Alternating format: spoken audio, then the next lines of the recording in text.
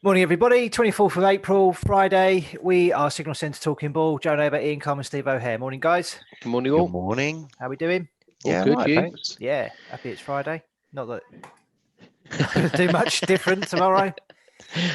Not have to sit in front of a screen for 13 You haven't got to get up hours. at 6 o'clock, though, have you, tomorrow? Yeah. What time do your kids get you up at the weekend? Oh, they're pretty good, That's to be still early, honest. isn't it? No, they're all right, yeah. Oh, no, I'm up. We're up before them, actually, nowadays. Nice.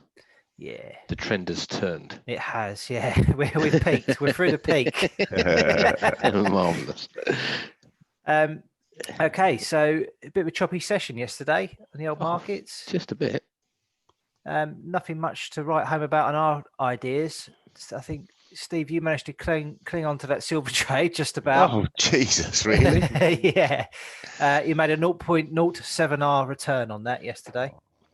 I was off to the races at one point. Yeah, you were looking really strong, but then it just died, didn't it? Yeah. And I think the reason for that was that there was news that Gilead, one of the leaders in the field for trying to get a vaccine for COVID-19, had a drugs test trial that failed. So I think that's why markets sold off to the extent that they did, and still look a bit bearish this morning, although more chop by the looks of things so far. Yeah, end of the Friday, end of the week, bit of squaring off before the weekend. Quite possibly. It's been a strange old couple of weeks, hasn't it, with everything that's been going on and, collapse in the oil and all that sort of stuff. So yeah. I'm sure there's a bit of pain that's been felt out there over the last couple of weeks with various trading accounts and funds and all sorts of bits and pieces. So that was I was thinking yesterday. I was supposed to bring something up, and for halfway through us chatting, I completely forgot what I was going to say.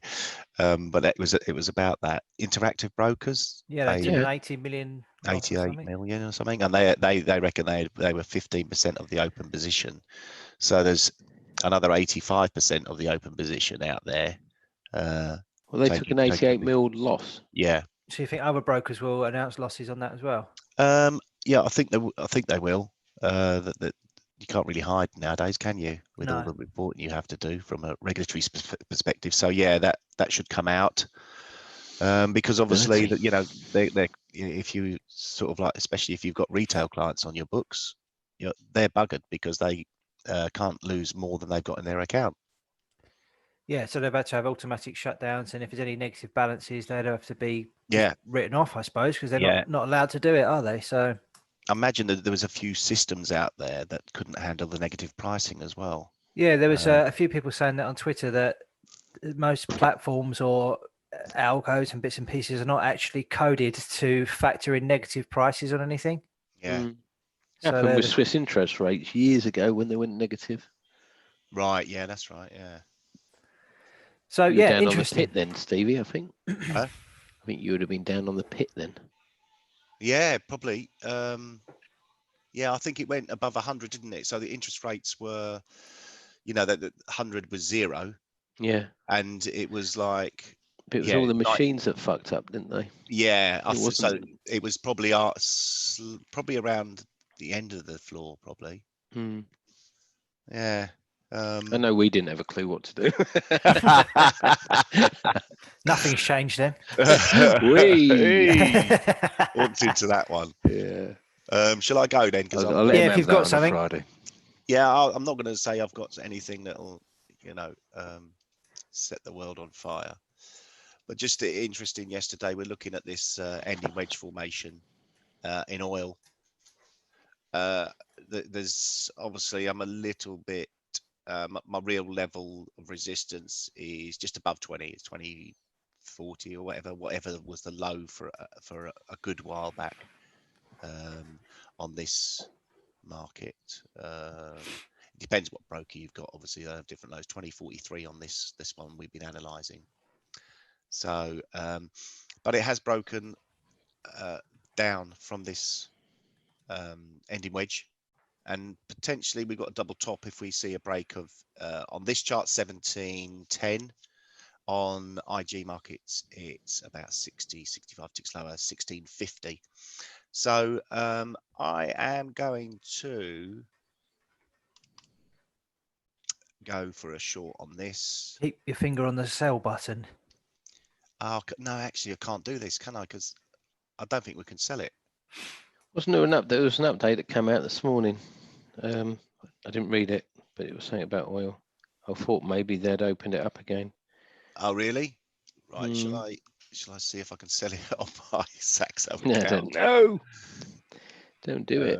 Because I was looking at options as well. Obviously, options is a great way of getting shorts. So you're not Price actually must be. selling it; you're buying the puts. It must be difficult to get a trade away on that, though, mustn't it? On options, they must be so expensive. No, I can't. I can't. Can't do I it. can't sell it on No. Saxo. Okay, so I can't do this trade.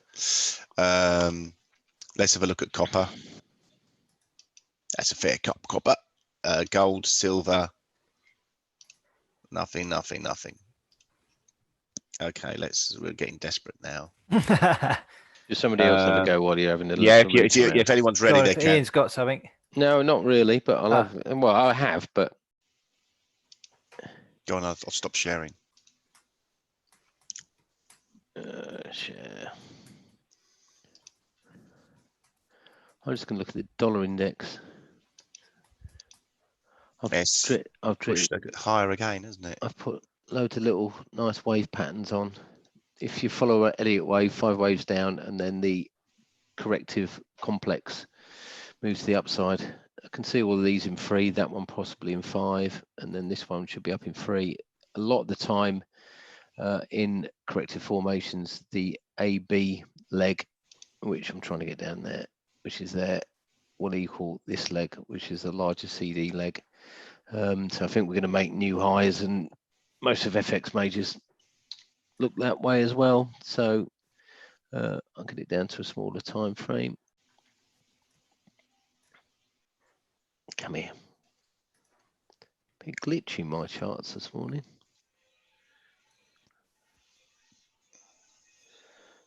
So current price is what? 73. 10073. Going to look at 101.45. Stop. I was going to have it just below that swing high, but that's ridiculous.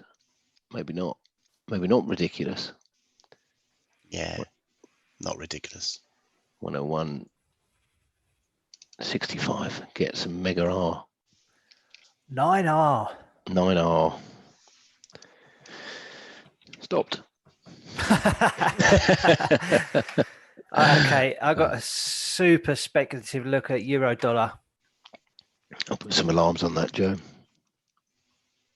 So this is, well, I've got a 60-minute chart here. This is the lows from the 22nd of March, and we've fallen down to a 78.6% retracement. He's going against me, isn't he? I'm going against you, yeah, like you did yesterday on the DAX call with the equities. But, I mean, we've had a bit of a flush down below that level, maybe. So that might have been a bit of capitulation, potentially. Last of the sellers before we get some sort of recovery rally. I mean, it's really speculative because obviously the trend is very much bearish and heading lower, but I think there is scope for a bit of a bounce there. So going to have a go at that. 107.48. Stop below that low that we've seen in the last hour. So at 07.25 and a target of 08.08. I like that out of all the dollar majors because I think euro sterling is to the upside. So I think euro's potentially got some strength, and then you've got the zoo survey coming out soon, haven't you? 5 minutes. Is that today? I thought it was just the other day. ZEW. Is it not? No, I think it came out already. Oh, business confidence. Sorry. We're across that. Yeah. Okay. Yeah. Business confidence, that'd be good. Okay. Let's see. Going You on never euro know. dollar. Speculative punt. I beg your pardon? Speculative punt. Right, I'm going to go for Bitcoin, obviously. Oh. If all else fails, let's go for Bitcoin. Oh, no. Looks all right, actually, on that chart. It's broken above this previous resistance, back up into here. Actually, So looks it's forming all right. a little bit of a bullish flag, so I'm going to buy it. I'll move it because it's changed.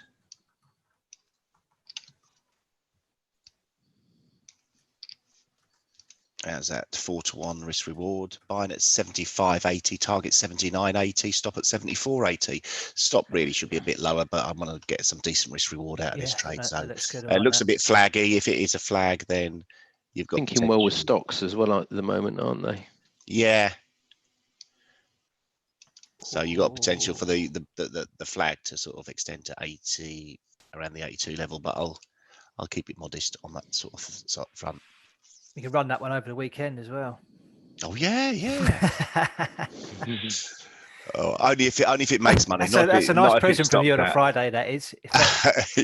Keep people staring at their charts over the weekend. Yeah, sorry about that. Yeah, but I like the way what you're doing. You two are sort of like, now we've got to sort of like a decent P&L. You two are going the opposite way. We're just hedging each other off. Yeah. Just let you on there. Yeah, nice. Okay, so news-wise yesterday, as we said, very choppy. A lot of news coming out from Europe with regards to trying to agree the support package. They have agreed a €1 trillion package in principle, but they have failed to agree the details on that still. There were still important divisions over the structure of the fund, with disagreements over whether there should be grants or loans. And the EU Commission has been asked to present details on this by the May the 6th. So still quite some time before we're going to get any agreement on that. So that's going to continue to rumble on in the short term, which I guess will mean more choppy price action for euro in particular.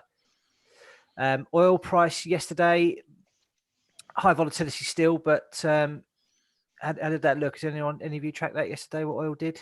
Oil is sort of like, again, looking at it. Yeah, did a similar thing to the day before, where it pushed higher, because we were trying to sell it a little bit higher, around $18, depending on what market you or what broker you traded through, $18 or $18.60, and it pushed through it slightly and then came off. So that sort of like selling rallies seem to be working on an intraday basis.